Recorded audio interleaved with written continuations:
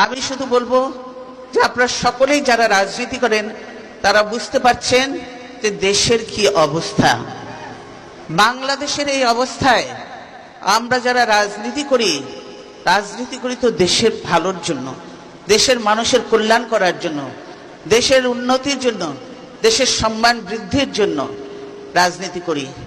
কিন্তু আজকে সেই দিক থেকে বাংলাদেশের না আছে কোনো সম্মান, না আছে কোনো মর্যাদা, বাংলাদেশে না হয়েছে কোনো অর্থনৈতিক উন্নয়ন। বাংলাদেশ আজকে সব দিক থেকে আজকে বিপর্যস্ত। এই বর্তমান সরকার বাংলাদেশকে ধ্বংস করে দিয়েছে। মঈন ফখরুদ্দিনের সময় বাংলাদেশ আর পিছিয়ে গিয়েছিল, এই সরকারের আমলে বাংলাদেশ আরো পিছিয়ে গেছে। এই যে দেশের এত বড় ক্ষতি হয়েছে, এই ক্ষতির বোঝা বইবে কে? এই যে বলছে যে ইয়াং এদের সব এদের ঘাড়ে এসে পড়বে, এদেরকে এই ক্ষতির বোঝা বইতে হবে, টানতে হবে।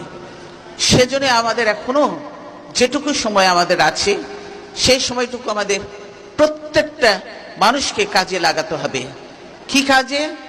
দেশের এই বিপদের দিনে দেশকে বিপদ থেকে উদ্ধার করতে, অর্থাৎ আওয়ামী লীগের হাত থেকে দেশকে বাঁচাতে হবে।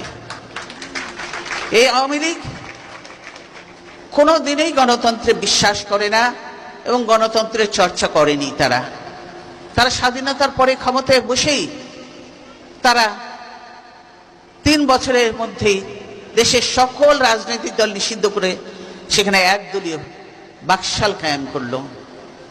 সংবাদপত্রের